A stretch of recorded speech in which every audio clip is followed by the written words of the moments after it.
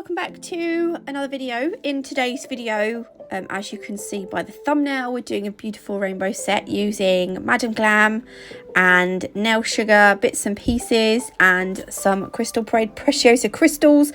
These are the pastel rainbow water decals we're going to be using.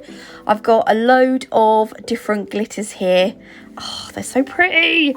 So I've got Blue Lagoon, Apple Teeny, Tweety Pie, Tangerine Dream, Flamingo, and Lavender Lights. So these are all fine iridescent glitters, and obviously the, did I say pastel rainbow decals? So these are all from Nail Sugar. You can get 10% off these using my code NATMUG10.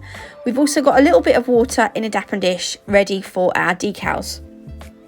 I'm going to start by applying a coat of white gel polish to our first nail. So I'm going to do 5 nails in this set, so we're going to do like a full 5 nail set. I know I don't normally do a full 5. Actually, I feel like I've been better at doing like full 5 full nails.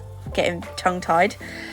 So I'm going to use the I feel like I'm repeating myself. Glam gel polish, 2 coats of white. Each coat needs a 30-second cure. I'm then going to go over with base coat because we're going to sprinkle some of those gorgeous iridescent glitters into the uncured base coat. So don't cure it. You're going to need something to scoop the glitters onto the nail with. I'm just using a cuticle pusher. And all I'm going to do is, I want to do like a sort of like it doesn't have to be an ombre because I struggle to get glitters to fade into each other nicely sometimes. So I don't mind if they just look like they're rainbow stripes, glitter stripes on the nail. I'm not too fussed. But every time I finished sprinkling on one coloured glitter, look, I'll tap it off back into the pot so that when I come into my next colour, hopefully I don't contaminate my other previous glitter too much. If I do, hopefully it won't even matter. So every time I go on, and remember I haven't cured the base coat, so they do have the uncured base coat to stick in. And then when we get to the very top, I'm just going to sprinkle the blue glitter on because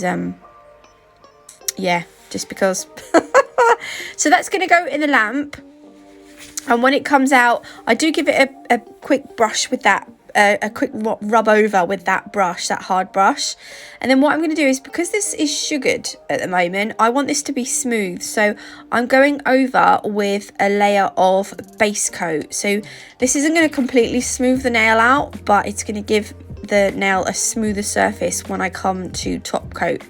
And if you want to, you can hold the nail upside down for a minute before you get your client to pop it in the nail, to pop it in the lamp. While that's in the lamp, I'm going to do another white nail, and then while the white nail is in the lamp, I'm going to top coat this rainbow nail.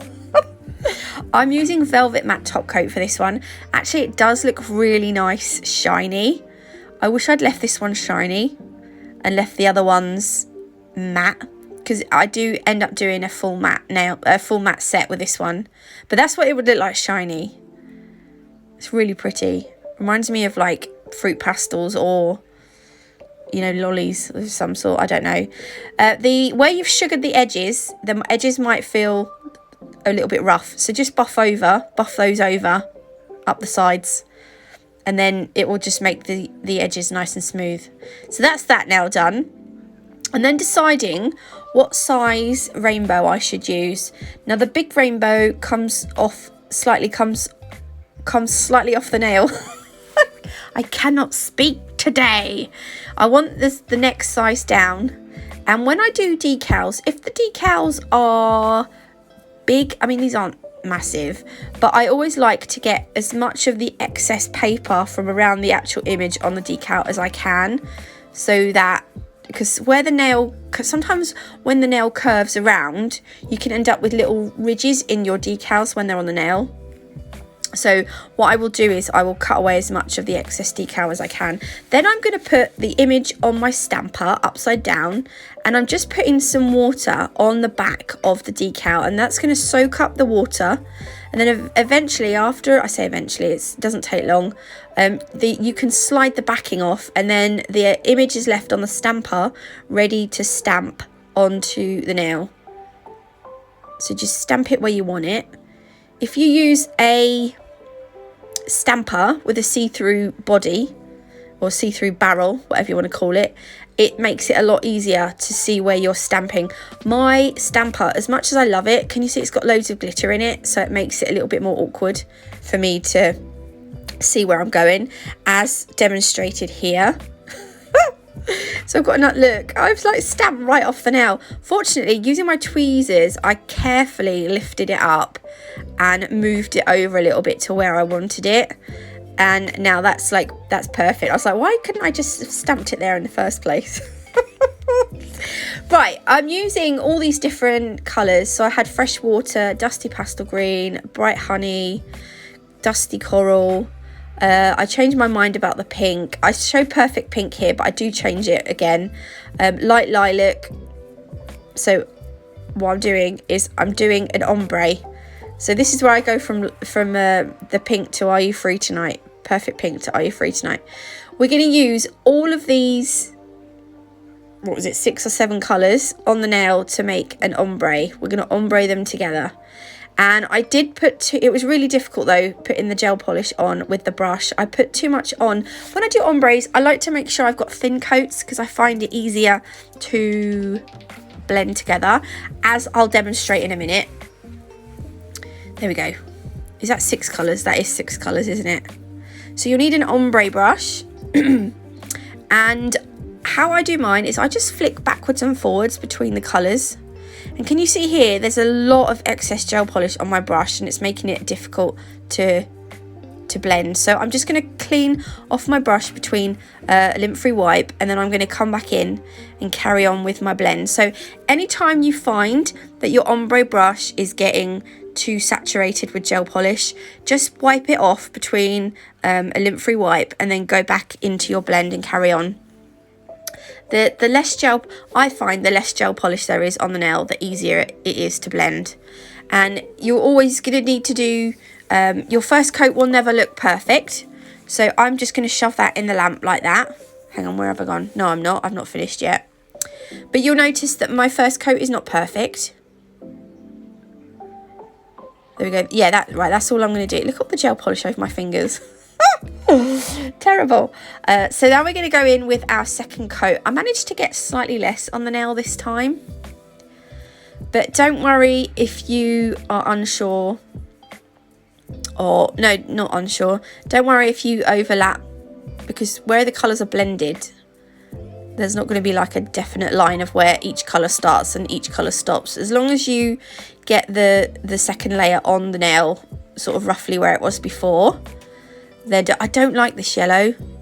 I've come to the conclusion but don't you find yellow gel polishes are, I don't know what it is about yellow. I think yellow is a difficult colour, but I wish I chose a different yellow because I'm not too keen on that one. I don't like it. But anyway, so that's our second coat, and then we're going to do exactly the same as we did before. Flick between the colours. You can like blend the, so there we go, that's all I do just to clean off my brush. You can blend through like the purple and the pink, then you can clean off your brush, and then you can go into the pink and then the orange, then you can clean off your brush, and then you can work the orange and the yellow.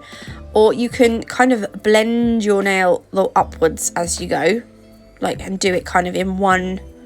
I don't know if I'm explaining this very well. I don't know. But everyone has their own kind of techniques on how to do it. Some people like to use the sponge method, and some people use a sponge and sprinkle acrylic on. It's just, yeah, it's just, you know, I think it's like this technique that I'm doing with the flicky brushy technique. That's what it's called. I don't know what it's called, but that's what I'm going to call it. The flicky brushy technique. That's just how I learned to do them. And it's now how the easiest technique that I can't get on with a sponge. I find that the sponge sometimes leaves little bubbly bits in the nail. I don't know. But, you know, each to their own. That's what I'm trying to say. So that was my second coat. I've cured it in the lamp. And then I'm going to go over this with the Velvet Matte Top Coat, which is my favouriteest velvet, my favourite... my favourite matte top coat in all of the land. So there we go, that's going to go in the lamp, and then that's the nail finished. Can you see what I mean about the yellow? I'm not too keen on the yellow. I just don't know what it is. Right, now we're going to do that middle nail. So I've done 2 coats of white, and we're going to use some foil. So I'm going to use the foil glue from Nao, and I was a little bit let down by this because it wrinkled in the lamp. And maybe I put too much on. But I go on here, right? And then, right, so we're brushing it up. And then I put my brush back in, but I wipe both sides off. So it's not like I should have masses on my brush. I don't know what I've done wrong. Anyway, I looked on the bottle and it does say 30 seconds. But look, when it comes out, you can see the wrinkles. Wrinkles! And I just went with it. I just thought, you know what, sod it. But you can see the wrinkles in the design, which is frustrating. But other than that, the foil gel worked brilliantly. But I'm just making sure I rub over the whole nail, all of the nail, completely rub over the whole nail. And then when you gently peel it off, you're left with, look, can you just see where it wrinkled? The design came up there, which was frustrating. But what can you do? It's done now, and I couldn't be bothered to do it again. Lazy wench. And then I'm going to go over with a matte top coat because I've gone full out all matte. We're just, yeah. But this does, I have to say, I really like this shiny. And I really like the glitter nail shiny as well.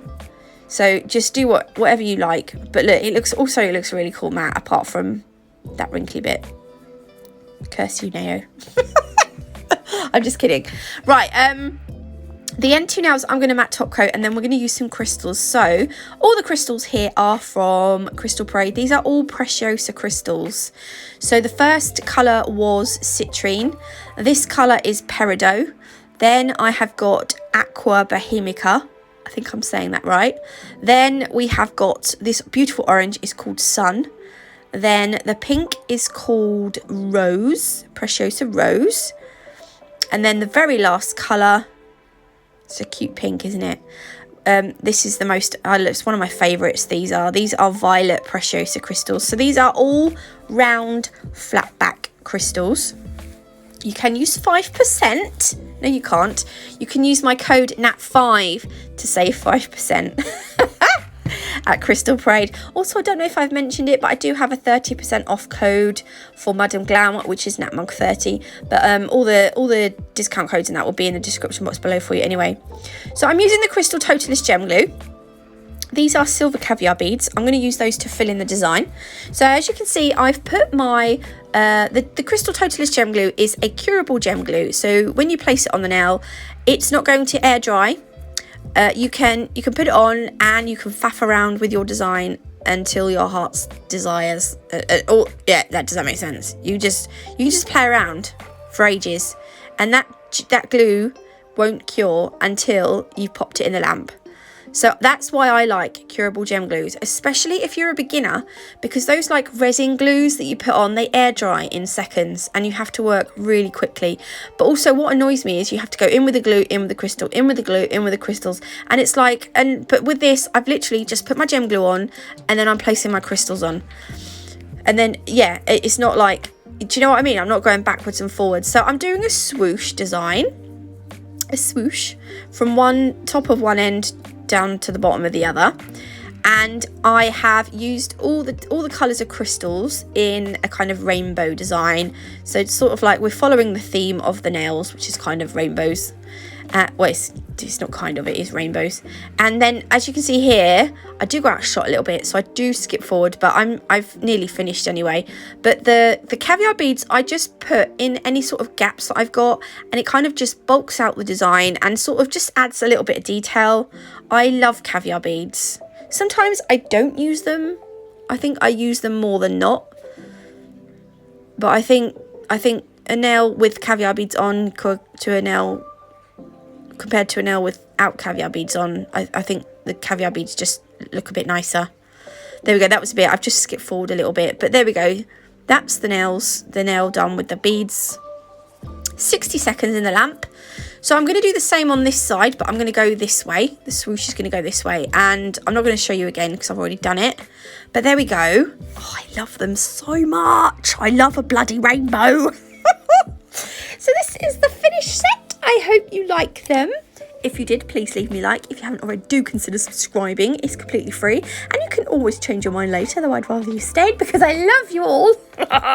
It's Friday, so have an amazing weekend. Yeah, not much more to say. I will see you beautiful lot next week with some new videos. Okay, love you all.